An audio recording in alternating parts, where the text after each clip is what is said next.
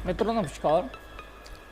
आज अपन जो चौहान वंश अपना चल रहा है उस चौहान वंश का द्वितीय भाग, जालोर के चौहान वंश का द्वितीय भाग देखने जा रहे हैं। तो मित्रों, पहले अगर आपने जालोर वंश का प्रथम भाग नहीं देखा है तो पहले आप उस वीडियो को देख लें, जिससे आपको ये द्वितीय भाग समझने में कहीं कोई दिक्कत ना हो। तो मित्रों, अपना जो चल रहा है आज ये सेकंड भाग चल रहा है, और सेकंड भाग में अपन ने जालोर के चौहानों को देखा था।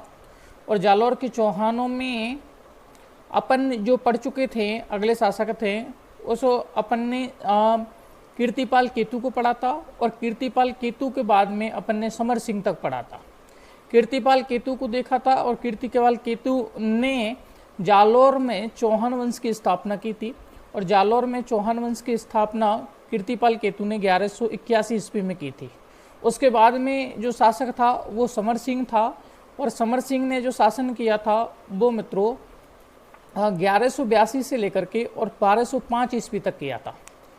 अब ये अपना जालोर का है, और इस जालोर के चौहानों में अपन भाग नंबर सेकंड देख रहे हैं।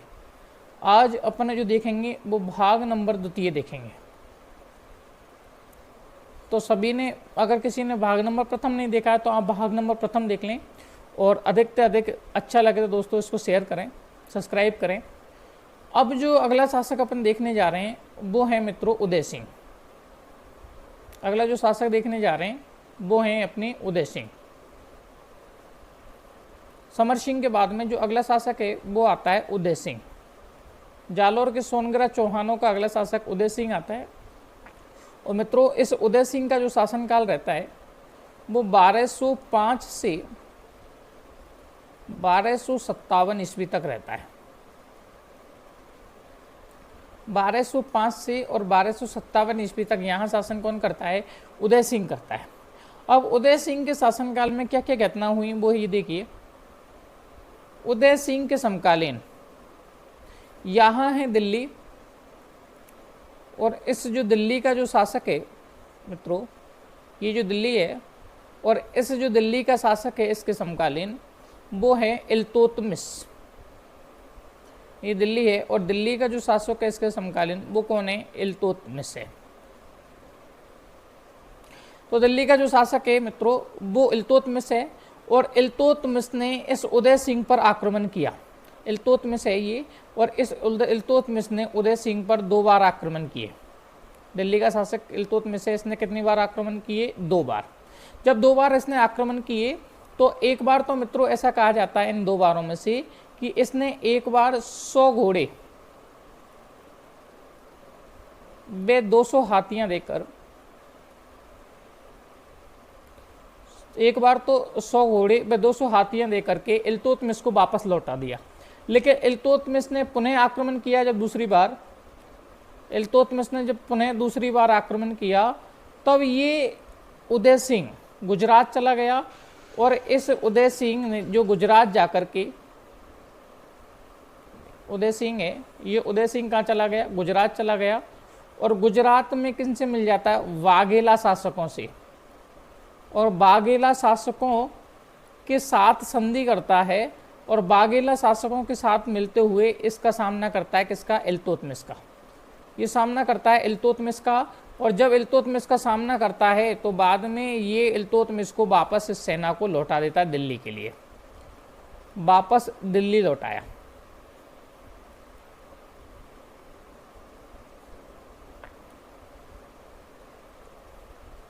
वापस इसको कहाँ लौटाया मित्रों? दिल्ली लौटाया। तो ध्यान रखना, इसके समय इल्तुतमिश ने, मैं आपको इस पेज पर लिख देता हूं, उदय सिंह के समय, उदय सिंह के समय इल्तुतमिश ने 2 बार आक्रमण किए।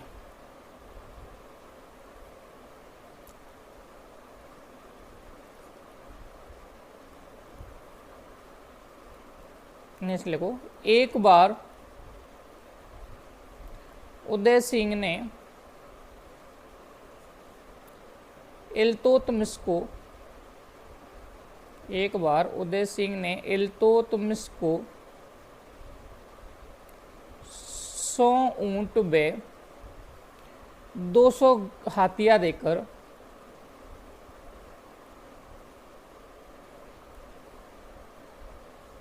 वापस लौटाया।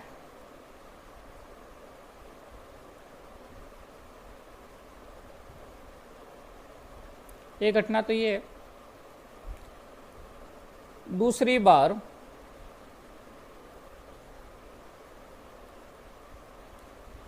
उदय सिंह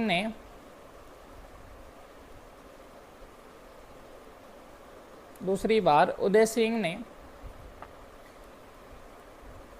गुजरात के वाघेला शासकों के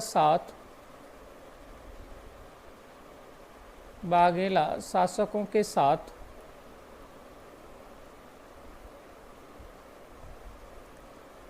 इल्तुतमिश का सामना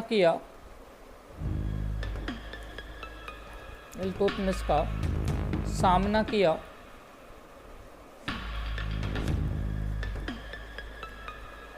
और इल्तुतमिश को वापस लौटाया।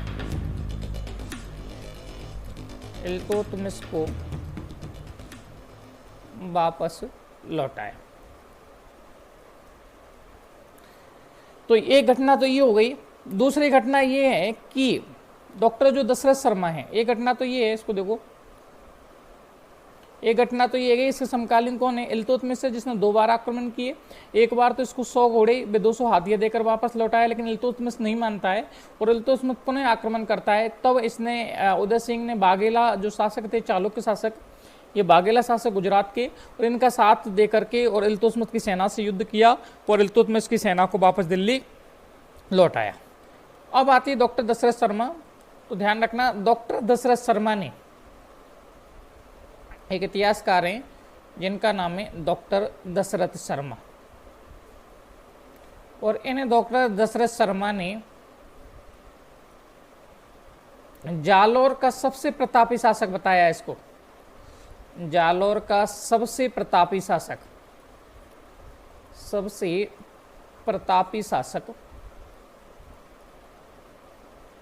किसको बताया है? उदय सिंह को। ध्यान रखना, डॉक्टर दशरथ शर्मा के अनुसार जालोर का सबसे प्रतापी शासक, तो सबसे प्रतापी शासक कौन है? उदय सिंह है मित्रों। अब बात ये आ जाती है कि ये अपना जालोर है, ये अपना राजस्थान है, ये अपना मान लो राजस्थान है, और इस राजस्थान में इस जगह है जालोर, इस जगह एक जिला पड़ता है और उस जिले का नाम है जालोर। और जिले का क्या नाम मित्रों? तो इस जिले का नाम है जालोर।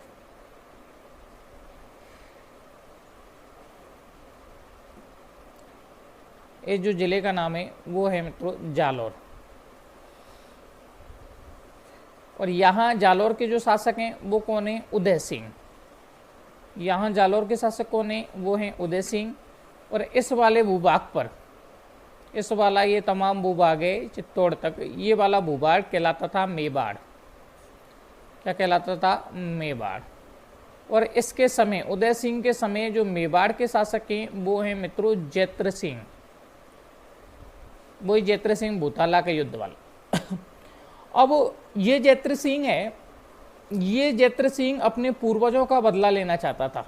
ये जो जैत्र सिंह है, ये जैत्र सिंह अपने जो पूर्वज थे सामंत सिंह, जिसको कीर्तिपाल केतु ने पराजित किया, उसका बदला लेना चाहता था। और उस बदले के तहत ही इस जैत्र सिंह ने जालोर पर आक्रमण किया। क्या किया? जालोर पर आक्रमण। जब जालोर पर आक्रमण किया तो इस उदय सिंह को पता था कि अपनी जैत्र सिंह से जीत होने वाली नहीं है, विजय नहीं पा सकते। इसलिए उदय सिंह के एक पुत्र था जिसका नाम था चचकदेव।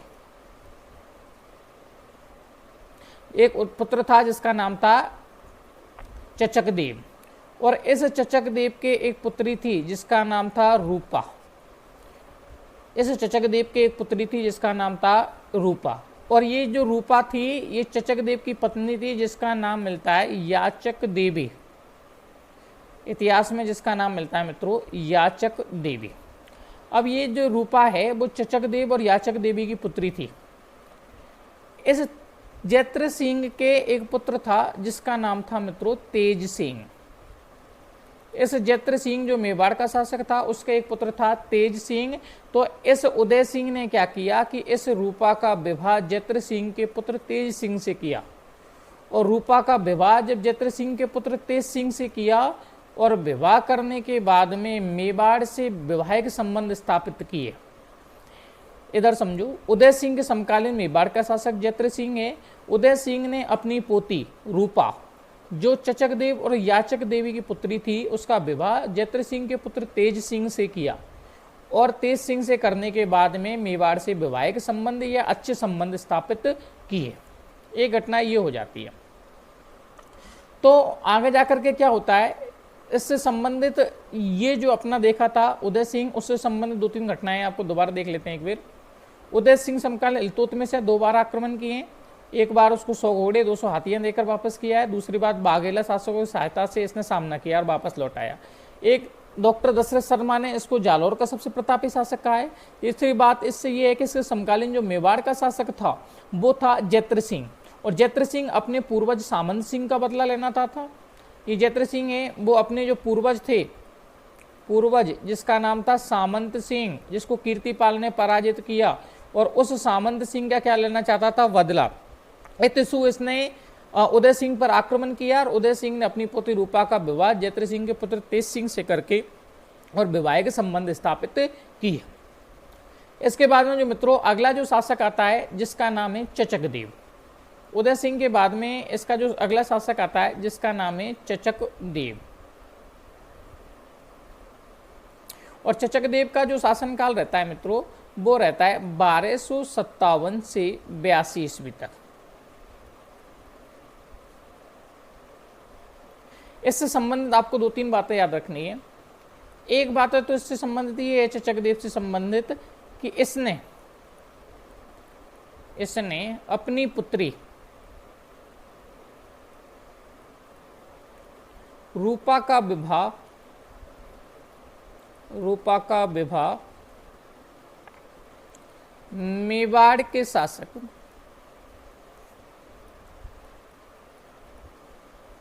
तेज सिंह से किया।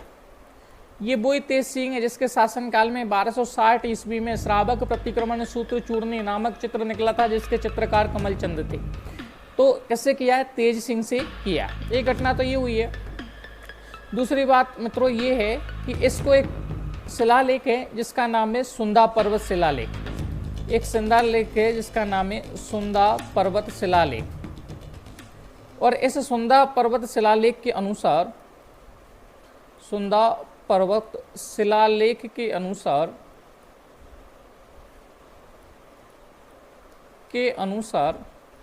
इसने है वो गुजरात का एक शासक था बीरम, उसको पराजित किया।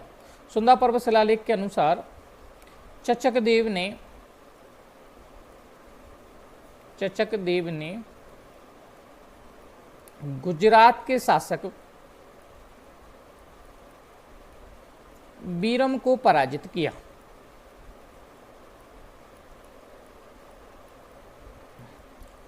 गुजरात के शासक बीरम को पराजित किया। तो इससे संबंधित 2 बातें अपन को याद रखनी है। छोटा शासक है, इसने अपनी पुत्री रूपा का विवाह मेवाड़ के शासक तेज सिंह से किया है, और सुंदा पर्वत शिलालेख के अनुसार चचक देव ने गुजरात के जो बीरम थे, गुजरात का शासक बीरम था, उस बीरम को इसने पराजित किया। और उसके बाद में जो अगला शासक आता है मित्रों, इसके बाद में जो अगला शासक आता है वो आता है सामंत सिंह। इसके बाद में जो अगला शासक आता है चौहान शासक, सोनगरा चौहान शासक, जिसका नाम मिलता है सामंत सिंह।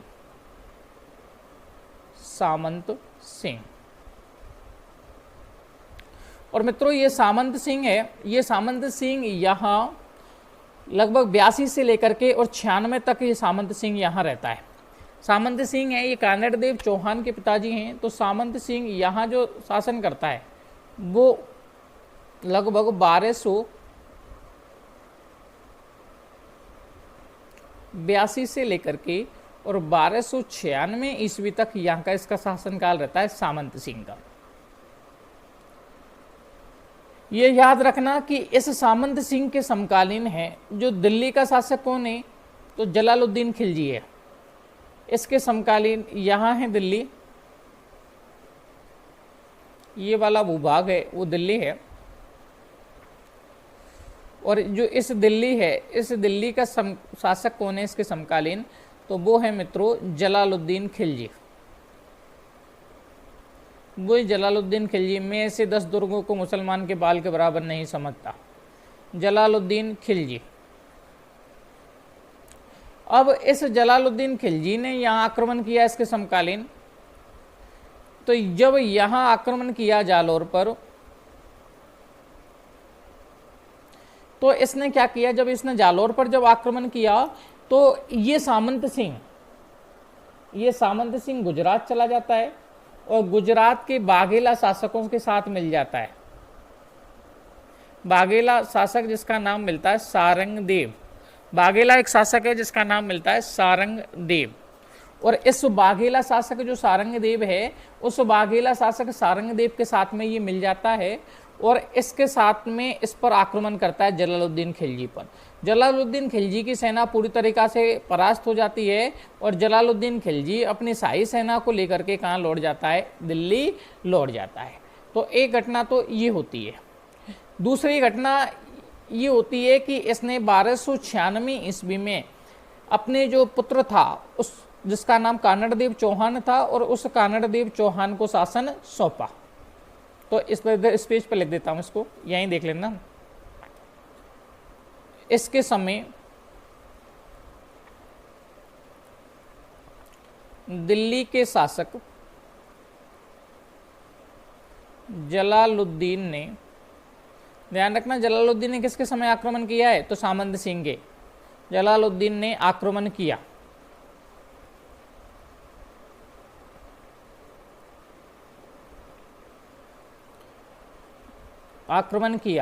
और सामंत सिंह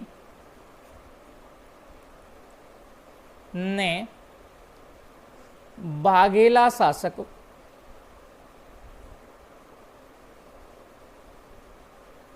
सारंगदेव की सहायता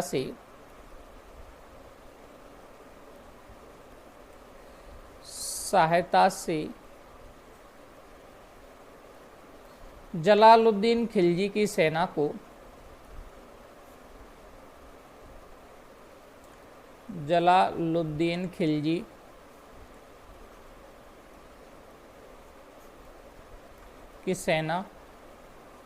को वापस लौटाया।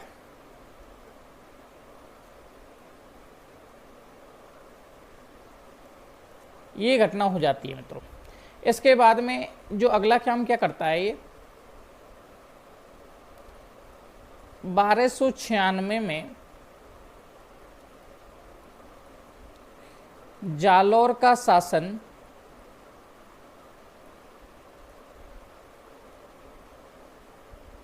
अपने पुत्र कानड़देव को सौंपा। अपने पुत्र कानड़देव को सौंपा। अब इम्पोर्टेंट बात है कि जालौर का सबसे प्रतापी शासक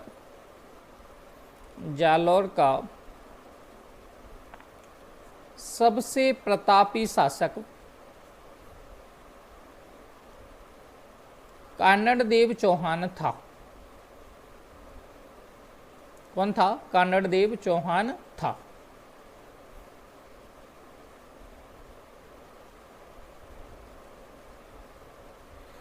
हाँ जी। अब जो प्रतापी शासक है कानड़देव चौहान है, और कानड़देव चौहान का शासनकाल 1296 से 1301 तक रहता है। और इस कानड़देव चौहान के बारे में अब अपन देखते हैं। तो इम्पोर्टेंट शासक है कानड़देव चौहान, और कानड़देव चौहान का जो शासनकाल है वो मित्रों 1296 से लेकर के 1311 तक रहता है। तो अपन हेडिंग डालते हैं कानड़देव चौहान। इससे क्वेश्चन भी बहुत पूछे जाते हैं। कानड़देव चौहान शासनकाल लिख लीजिए 1296 से 1311 ईस्वी।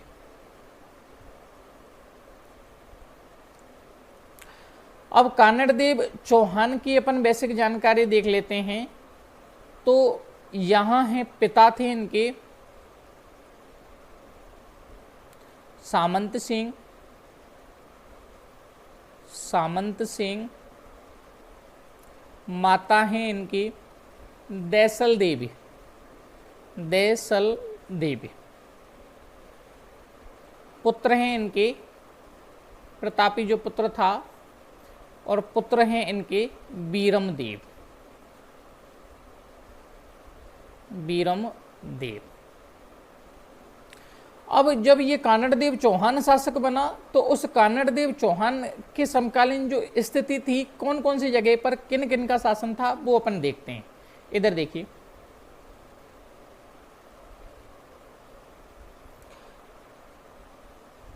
हेडिंग डाल सकते हैं अपन, कानड़ देव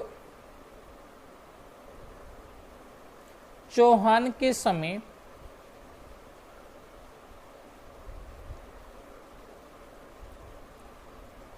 राज्यों में या रियासतों पर, अपन कह सकते हैं राज्यों में या रियासतों पर शासन,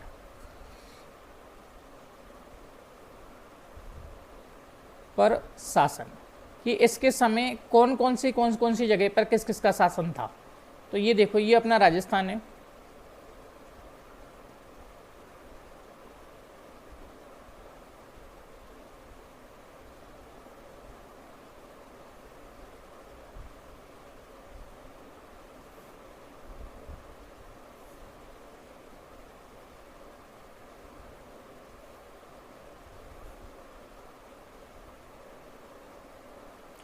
इस राजस्थान में अलग अलग थे।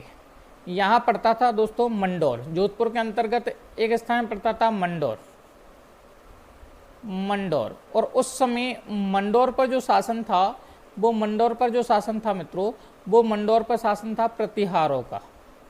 मंडौर पर किसका शासन था? प्रतिहारों का। मंदौर पर जो शासन था वो था प्रतिहार, ठीक है। यहाँ पड़ता था मित्रों सिवाना। ये मंडौर कहाँ है? ये मंडौर है जोधपुर में। तो मंडौर पे प्रतिहारों का है, ये है सिवाना, सिवाना।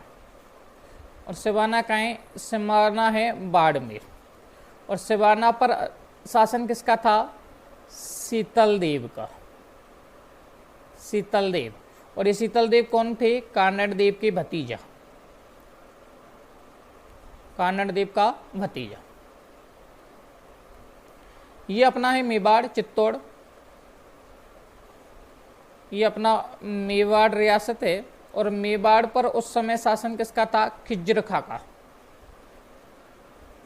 खिज्र खां।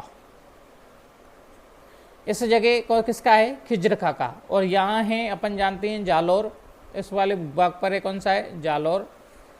और इस समय जो जालौर पर जो शासन है, वो जालौर पर शासन किसका है? तो वो यहाँ है मित्रों कानड़ देव चौहान का। यहाँ किसका है? कानड़ देव चौहान का। तो इस समय पर इसकी समकालीन जो स्थिति थी, मंडौर पर है प्रतिहारों का शासन था, सिवाना पर शीतल देव का था जो भतीजा था इसका, और उसके बाद में मेवाड़ पर खिज्र खां का था, और जालौर पर कानड़ देव चौहान का शासन था। अब आगे अपन हेडिंग डालते हैं कि कानड़ देव चौहान के बारे में जानकारी के स्रोत, कि भाई कानड़ देव चौहान के बारे में जानकारी कौन कौन से स्रोत दिखाते हैं कि यहाँ कोई कानड़ देव हुआ था। तो हेडिंग डालो कानड़ देव चौहान, कानड़ देव चौहान के बारे में जानकारी के स्रोत, जानकारी के स्रोत। तो कानड़ देव चौहान के बारे में जानकारी के स्रोत कौन कौन से ग्रंथ जानकारी देते हैं वो अपन देखते हैं। तो एक साइड तो लिख लो मित्रों ग्रंथ, और एक साइड हैं इसके लेखक। तो एक ग्रंथ है वो है कानड़ देव प्रबंध, कानड़ देव प्रबंध, पद्मनाथ जी का है। और इसी का जो दूसरा ग्रंथ है वो है बीरमदेव सोनगिरा रीबात। और इन दोनों जो ग्रंथ हैं मित्रों, इन दोनों जो ग्रंथ हैं उनके लेखक कौन हैं? तो इन दोनों ग्रंथों के लेखक कौन हैं? वो हैं पद्मनाथ। लेखक कौन है? वो हैं पद्मनाथ। एक तो ये ग्रंथ जानकारी देता है, पद्मनाथ इसके लेखक है। दूसरा जो ग्रंथ है वो है नैनसीरी ख्यात। नैनसीरी ख्यात। और ये नैनसीरी जो ख्यात के लेखक हैं वो हैं मोहनोत नैनसी। मोहनोत नैनसी। इन मोहनोत नैनसी के दो ग्रंथ हैं, एक है नैनसीरी ख्यात, एक है मारवाड़ परगनारी विगत। और ये मोहनोत नैनसी ये मारवाड़ के शासक थे जसवंत सिंह, और उन जसवंत सिंह के दरबारी कवि थे। तीसरा जो ग्रंथ है वो तीसरा ग्रंथ जानकारी देता है मित्रों खजाइन उल फतेह। खजाइन उल फतेह।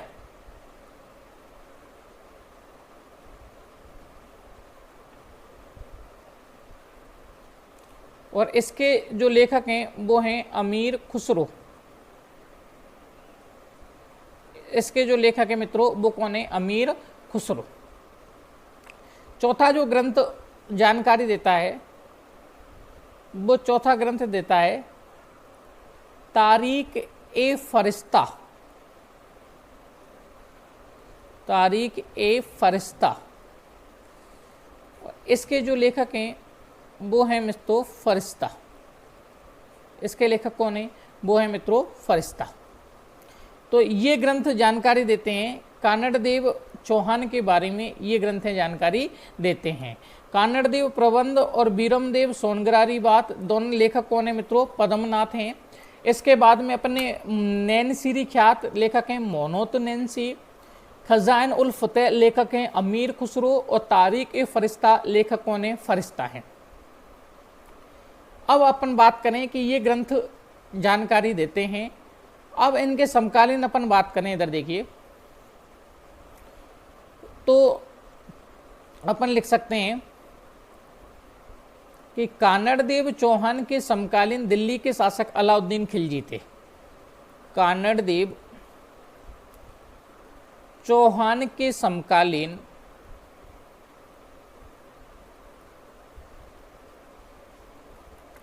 दिल्ली का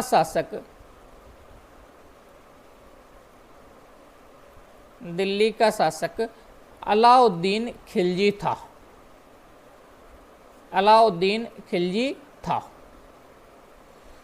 अब जब ये अलाउद्दीन खिलजी था तो इसने 1311 ईस्वी में जालोर दुर्ग पर आक्रमण किया। तो अपन अब देखते हैं कि जालोर दुर्ग पर आक्रमण के कारण क्या थे अलाउद्दीन खिलजी के, जो जालोर दुर्ग पर आक्रमण किया। तो अपन पॉइंट लगा लेते हैं अलाउद्दीन खिलजी के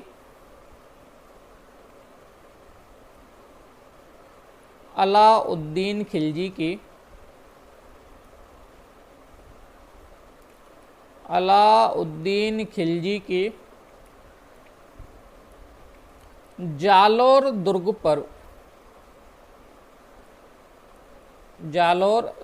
पर आक्रमण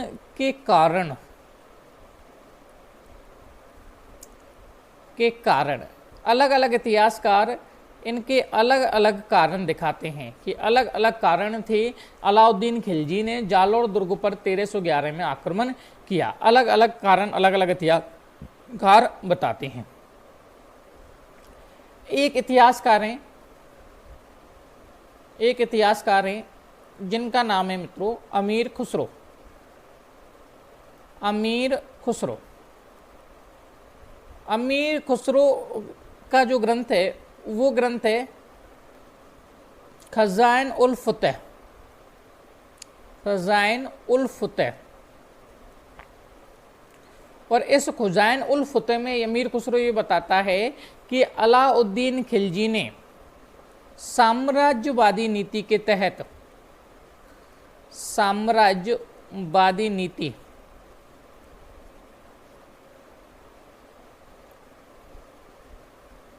साम्राज्य विधि नीति यानी अपने क्या कहते साम्राज्य का विस्तार,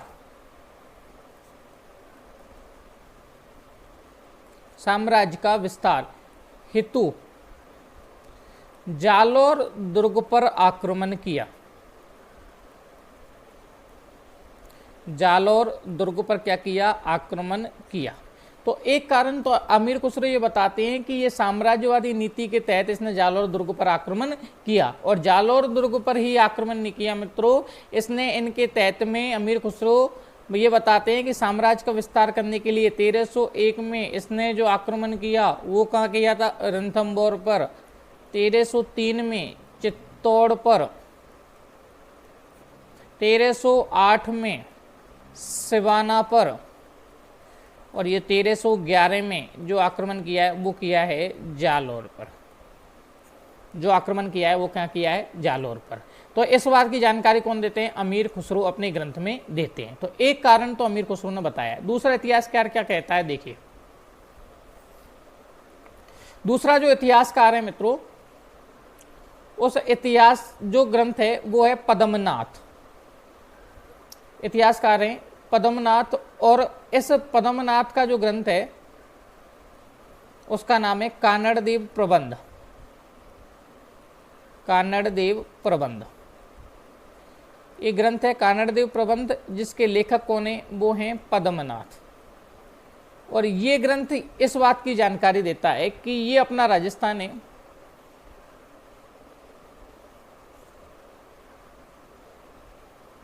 ये अपना जो राजस्थान है और ये है दिल्ली। अलाउद्दीन खिलजी की सेना 1299 ईस्वी में यहाँ दिल्ली से गुजरात अभियान पर जा रही थी। ये है गुजरात। तो इस गुजरात अभियान पर अलाउद्दीन खिलजी की सेना जा रही थी। इस गुजरात अभियान पर जब अलाउद्दीन खिलजी की सेना जा रही थी तो उस समय ये बीच में क्या पड़ता था? जालोर पड़ता था। तो इस जालोर पर कानड़देव चौहान ने जगह नहीं दी थी। कहा था कि फसल टूट जाने के कारण कानड़देव ने इनकी सेना को जगह नहीं दी। तो इनकी जो सेना है वो खिजर खां के शासन काल में यहाँ मेवाड़ होते हुए गुजरात पहुंची थी। तो गुजरात से जब यहाँ जीत लिया था तो लौटती हुई सेना जब ये जा रही थी तो इस बात का कानड़देव की सेना को पता चला और इसने लौटती हुई सेना को लूटा था। इसने जो लौटती हुई सेना को क्या किया था? लूटा था। और लूटने के कारण इनसे परेशान होकर के इस कारण अलाउद्दीन खिलजी ने इस जालोर पर आक्रमण किया। तो अपन ये लिख सकते हैं कि कानड़देव प्रबंध के लेखक पद्मनाथ के अनुसार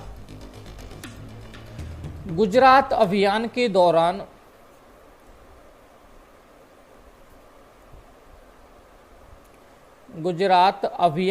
दौरान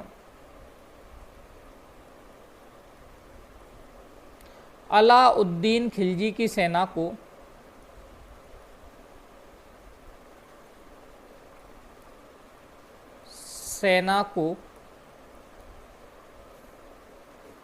अलाउद्दीन खिलजी की जो सेना को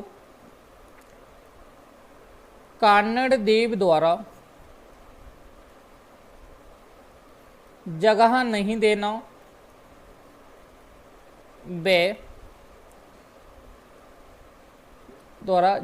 देना वे लौटती हुई सेना को लूटना, इस कारण से अलाउद्दीन खिलजी ने यहां आक्रमण किया। इस बात की जानकारी कौन देता है? कानड़देव प्रबंध जो ग्रंथ है वो जानकारी देता है पद्मनाथ का। अब तीसरे बारे में इतिहासकार जो तीसरा जानकारी देता है कारण का, वो इतिहासकार है अपने मित्रों मोनोत नैन्सी। इतिहासकार है जिनका नाम है मोनोत नैन्सी। और इस मोनोत नैन्सी का जो ग्रंथ है वो है नैनसीरी ख्यात।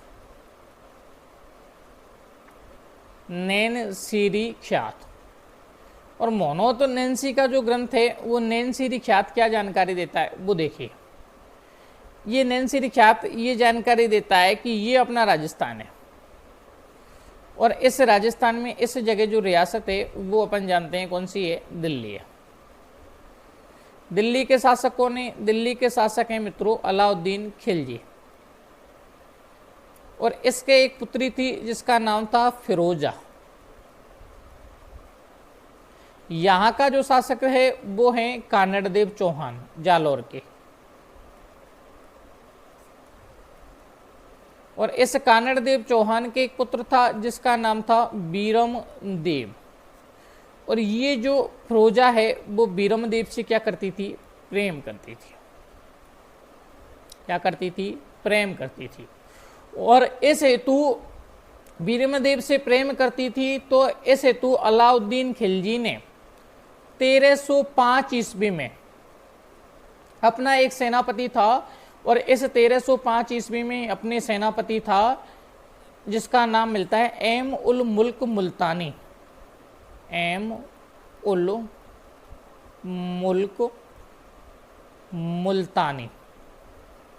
एम उल मुल्क मुल्तानी को कानड़देव चौहान के यहाँ भेजा, तो एम उल मुल्क मुल्तानी और कानड़देव के मध्य 1305 ईस्वी में क्या होता है? समझौता। किन किन के मध्य होता है? कानड़देव बे एम उल मुल्क मुल्तानी। और इस समझौते के तहत जो ये समझौता होता है, इस समझौते के तहत बीरम देव को दिल्ली दरबार में उपस्थित होने के लिए कहा जाता है। दिल्ली दरबार में उपस्थित होने के लिए कहा जाता है, लेकिन बीरम देव इस विवाह के प्रस्ताव को ठुकरा करके और वापस लौट जाता है। इधर लिख देते हैं, किंतु बीरम देव ने अलाउद्दीन का विवाह का प्रस्ताव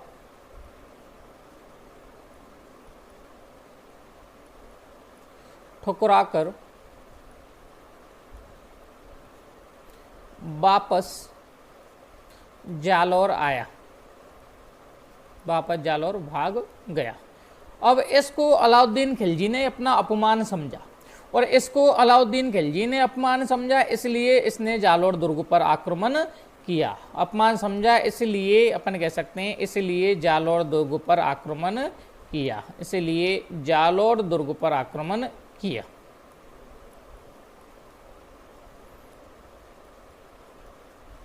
आक्रमण किया, इसलिए जालौर दुर्ग पर आक्रमण किया। तो 3 कारण निकल कर आते हैं।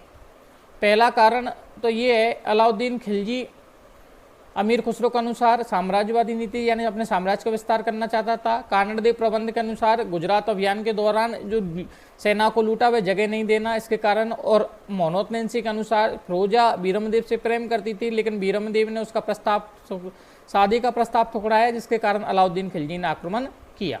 अब कहानी आगे बढ़ती है, और अलाउद्दीन खिलजी 1308 ईस्वी में अलाउद्दीन खिलजी, इधर देखिए ये अपना जालौर है।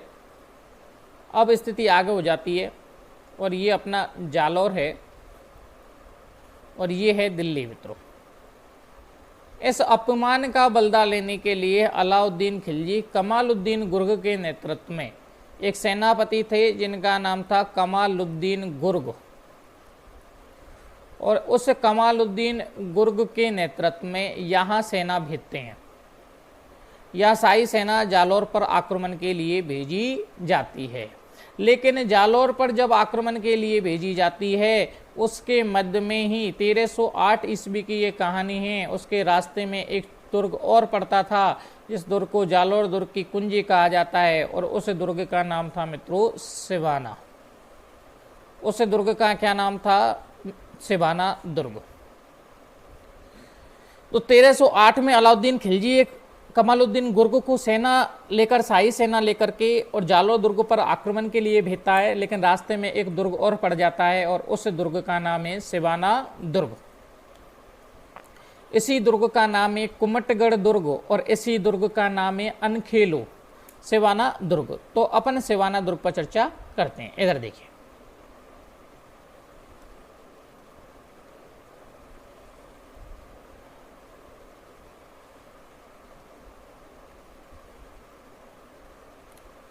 ये है अपना सिवाना दुर्ग। तो ये अपना है मान लो दिल्ली, ये अपना कौन सा है, ये दिल्ली है। और दिल्ली के शासक कौन है, अलाउद्दीन खिलजी। और इस अलाउद्दीन खिलजी, ये अपना दुर्ग है वो कौन सा है, सिवाना या गढ़ सिवाना। और इसी का नाम मिलता है मित्रों, इसी का जो नाम मिलता है वो है कुम्मटगढ़, कुम्मटगढ़। या इसी का नाम मिलता है वो मिलता है अनखेलो, अनखिल्लो, अनखिल। कुम्मटगढ़ या अनखिल्लो या सिवाना या गढ़ सिवाना इसी दुर्ग का नाम है। तो अलाउद्दीन खिलजी ने अपना एक सेनापति भेज रहा है और वो सेनापति भेजता है, ये कहानी सिवाना दुर्ग की जो कहानी है मित्रों वो है 1308 की। और इसका नाम है कमालुद्दीन गुर्ग, कमालुद्दीन गुर्ग। ये कमालुद्दीन गुर्ग इस सिवाना की तरफ जा रहा है, कमालुद्दीन गुर्ग सिवाना की तरफ जा रहा है। तो कमालुद्दीन गुर्ग इस सिवाना दुर्ग को जीतने में लगभग असफल रहता है, किंतु इस सिवाना दुर्ग पर जो शासन था मित्रों वो यहाँ शासन किसका था, शीतल देव का, शीतल देव का शासन था। इसकी जो पत्नी थी यहाँ वो थी मैनादे। और ये शीतल देव किसका भतीजा था, कांगड़ देव का भतीजा था। तो इस सिवाना दुर्ग में शीतल देव या मैनादे का शासन था। और यहाँ जब कांगड़ देव, जब अलाउद्दीन खिलजी ने कमालुद्दीन गुर्ग को भेजा तो कमालुद्दीन गुर्ग इसको जीतने में असफल रहा। तो इसने दुर्ग का लालच दिया, और दुर्ग का जो लालच दिया मित्रों वो दिया था, एक व्यक्ति थे जिनका नाम मिलता है भावला सरदार। इस भावला सरदार जो विश्वासघाती थे, इस विश्वासघाती भावला सरदार से कहा कि मैं जीतने के बाद दुर्ग को तुझे ही सौंप जाऊंगा। तो ये जो भावला सरदार है, इस भावला सरदार ने ये जो आपको कुंड दिखाई दे रहा है, ये जो आपको दिखाई दे रहा है कुंड, और इस कुंड में, ये जो कुंड दिखाई दे रहा है आपको, इस कुंड में गोमांस मिला दिया। वे जो अन्न का भंडार था उसमें गाय की हड्डियां मिला दी। वे अन्न के भंडार में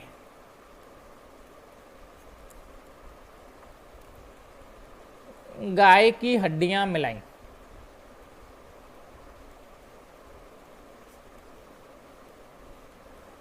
अब जब इसमें गोरक्त मिला दिया, इस कुंड में, इस जल के जो कुंड है, इस जल के कुंड में क्या मिला दिया, गोरक्त मिला दिया। और अन्न के जो भंडार है, इस कुंड में गोरक्त मिला दिया और अन्न के भंडार में गाय की हड्डियां मिला दी। तो इसमें पानी जो भोजन है उसकी कमी आने लगी। तो जब भोजनों की कमी आने लगी तो इसके मजबूरन होकर के इसने दुर्ग के दरवाजे खोलने पड़े। और इस युद्ध में मित्रों, इस युद्ध में शीतल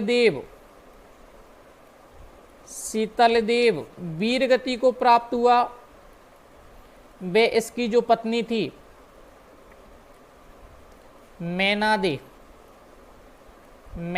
और उसने क्या किया मित्रों, जौहर किया।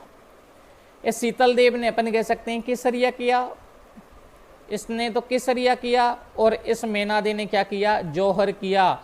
और ये सिवाना दुर्ग का क्या था मित्रों, साका था। सिवाना दुर्ग का क्या था, साका था। तो सिवाना दुर्ग का साका था। उसके बाद में जो अलाउद्दीन खिलजी है, इस सिवाना दुर्ग का नाम बदलकर अपन लिख सकते हैं, अलाउद्दीन खिलजी ने सिवाना दुर्ग का जो नाम बदल के, और नाम बदल करके क्या रखा मित्रों, खैराबाद रखा। क्या रखा, खैराबाद रखा। और यहाँ इस खैराबाद या सिवाना दुर्ग का जो प्रशासक नियुक्त किया, वो प्रशासक किसको किया, तो वो किया था मित्रों कमालुद्दीन गुर्ग को। यहाँ का जो प्रशासक नियुक्त किया वो किसे किया, कमालुद्दीन गुर्ग को प्रशासक नियुक्त किया। ये घटना हुई थी तुम्हारे 1308 की। दोबारा देखो, सिवाना दुर्ग इसी को कहा जाता है गढ़ सिवाना, इसी का दूसरा नाम कुम्मटगढ़, इसी का नाम अनखेलो। 1308 ईस्वी में कमालुद्दीन गुर्ग ने आक्रमण किया उस समय यहाँ विश्वासघात किया है वो किसने किया है? भावला सरदार ने, विश्वासघाती भावला सरदार, और इसने विश्वासघात किया है और इस जो कुंड में गोरक्त मिला दिया और अन्न के भंडार में गाय की हड्डियां मिला दी, जिसके कारण भोजन में जल की आपूर्ति होने लगती, कमी होने लगती है और दुर्ग के दरवाजे खुलने पड़े। अब दुर्ग के दरवाजे खुलने के बाद में इस युद्ध में है वो शीतल देव केसरिया करता है, जो पत्नी है मैना देव वो जौहर करती है। ये सिवाना का साका था और अलाउद्दीन खिलजी आता है, इस दुर्ग का नाम बदल के खैराबाद रखा और यहाँ का प्रशासक कमालुद्दीन गुर्ग को नियुक्त किया। अब तुम्हें पता है चित्तौड़ दुर्ग का नाम खिजराबाद रखा 1303 में, इसका 1308 में खैराबाद, और जालोर दुर्ग का नाम जलालाबाद रखेगा मित्रों। तो ये घटना थी 1308 की। अब अपन देखते हैं 1311 की जालोर दुर्ग की घटना।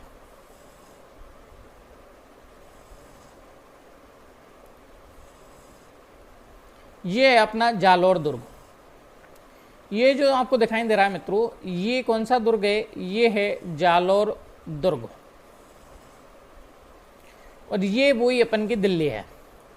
यहां जब कमालुद्दीन गुर्ग 1308 में सिवाना को जीत करके वापस लौट जाता है और यहाँ अलाउद्दीन खिलजी है और अलाउद्दीन यहाँ दिल्ली का शासक है, तो अब इसने 1311 की कहानी है और 1311 में जब 1308 में लौट करके 1311 में दोबारा यहाँ आक्रमण करता है। कौन करता है मित्रों?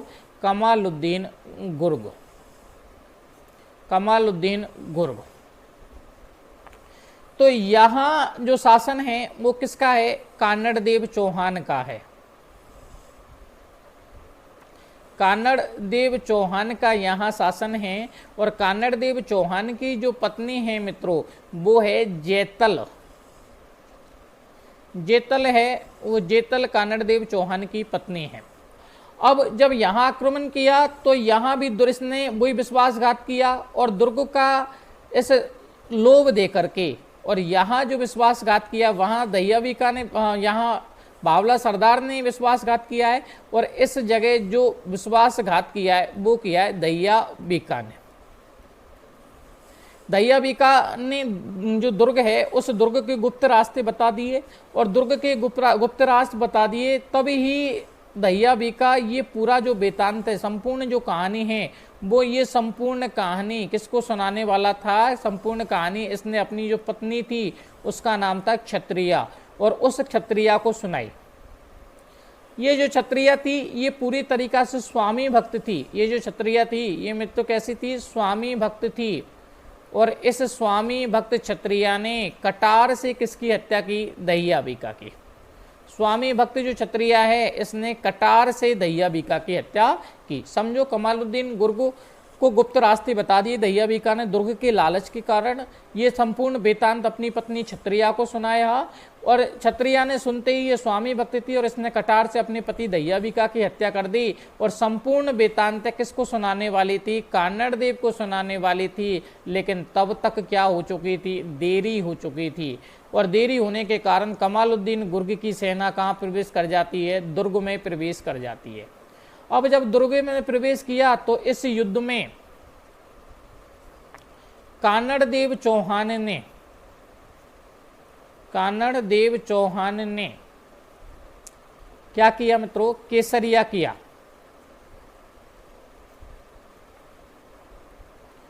कानड़ देव चौहान ने मित्रों केसरिया किया। वे जो पत्नी है जिसका नाम है जेतल, जेटल या जेतली जो मिलता है, जेटल ने क्या किया था? वो जेटल ने जौहर किया। और ये जालोर दुर्ग का क्या था? ये जालोर दुर्ग का साका था।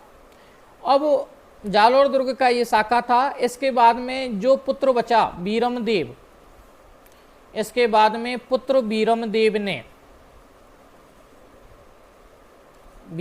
ने आशापुरा माता के मंदिर के सामने, आशापुरा माता के सामने, ध्यान रखना ये आशापुरा जो माता है ना, ये आशापुरा माता इनकी कुल देवी हैं। कौन की? जालोर के सोनगरा चौहानों की। तो आशापुरा माता के सामने और इस आशापुरा माता के सामने कटार से हत्या की, कटार से हत्या की।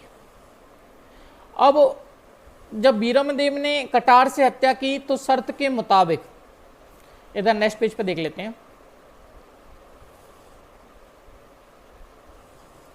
नेक्स्ट पेज पे देख लेते हैं मित्रों।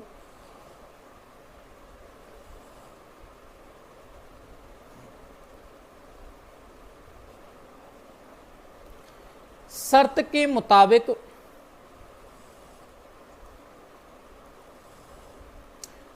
के मुताबिक ये जालौर है और इस जालौर में से बीरमदेव की गर्दन को लेकर, जो बीरमदेव की गर्दन थी आशापुरा माता के मंदिर के सामने, उस गर्दन को लेकर के कमालुद्दीन गुर्ग कहाँ पहुंच जाता है? दिल्ली पहुंच जाता है। और दिल्ली पहुंचने के बाद में ये कमालुद्दीन गुर्ग किसको सौंप देता है? वह बीरमदेव की गर्दन को फिरोजा को। बीरमदेव फिरोजा ने रखी थी, या तो मुझे बीरमदेव जिंदा चाहिए या मरा हुआ चाहिए, तो बीरमदेव जिंदा तो नहीं पकड़ सके, लेकिन मरे हुए बीरमदेव की गर्दन लेकर के फिरोजा को सौंप देता है। और फिरोजा बीरमदेव की गर्दन के साथ, फिरोजा बीरमदेव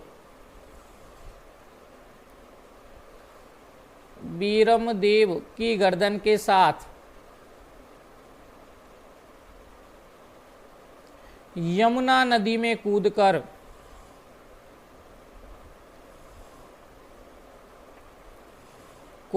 क्या करती है? जल जौहर करती है,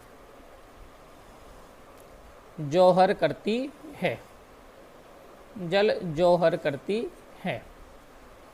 और मित्रों ये जो जालौर दुर्ग है, इस जालौर दुर्ग का नाम बदल करके अलाउद्दीन क्या रख देता है? जलालाबाद।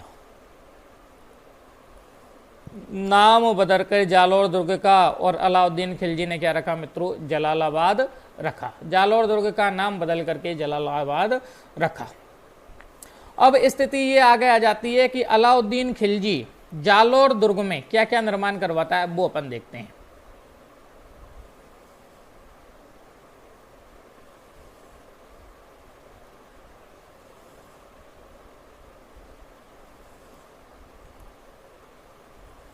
ये है मित्रों अलाउद्दीन की मस्जिद,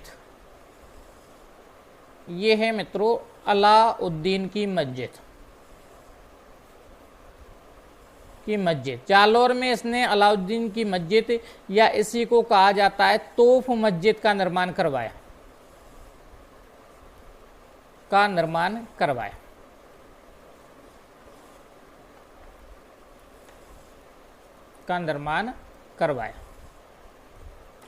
एक काम तो ये किया है। दूसरा, इसने जालौर दुर्ग में ही फिरोजा का मकबरा बनवाया, फिरोजा का मकबरा।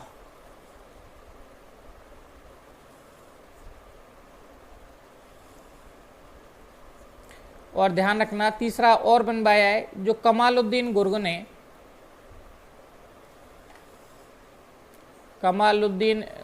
ने जालौर में अलाई दरवाजे का निर्माण करवाया।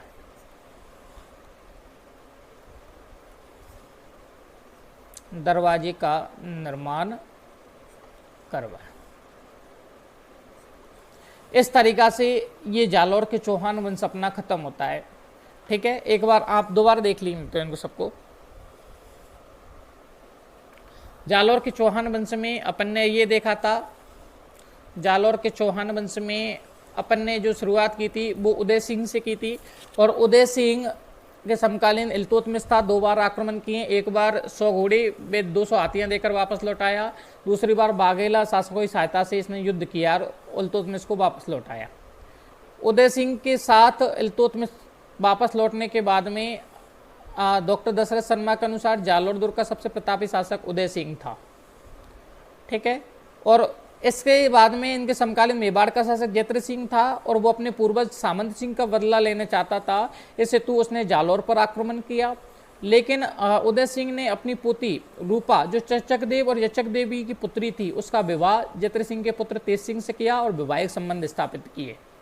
चचक देव ने रूपा का विवाह तेज सिंह से किया, और सुंदा पर्वत में चचक देव ने बीरम को पराजित करने वाला शासक कहा है। सामंत सिंह आता है अगला, इसके समकालीन दिल्ली का जलालुद्दीन खिलजी था, आक्रमण किया है, लेकिन बाघेला शासक जो गुजरात के थे सारंगदेव की सहायता से इसको वापस लौटाया है और इसने अपने जो प्रतापी पुत्र था जिसका नाम था कानड़देव चौहान को शासन सौंपा। कानड़देव चौहान पिता सामंत सिंह, माता देसल देवी, पुत्र बीरमदेव। इसके समकालीन स्थिति अपन ने देखी है। मंडोर पर प्रतिहारों का शासन था, सिवाना पर शीतलदेव का शासन था, मेवाड़ पर खिजरखा का शासन था और जालोर पर किसका था? कानड़देव का शासन था।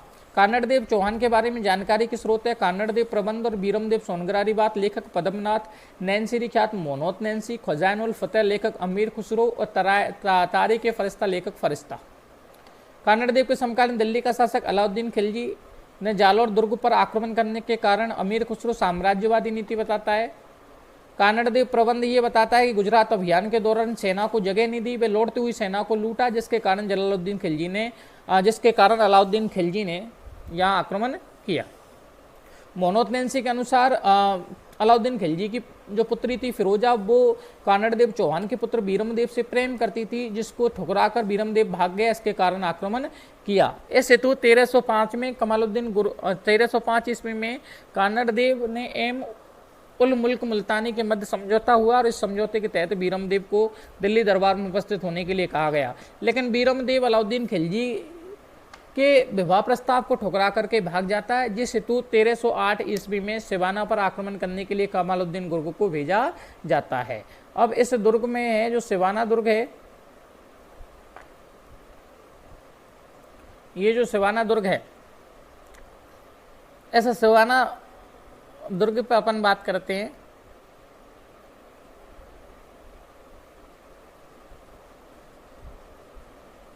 ये सिवाना दुर्ग है। इस सिवाना दुर्ग या गढ़ सिवाना या इसी का नाम मिलता है कुमटगढ़ अनखेलो।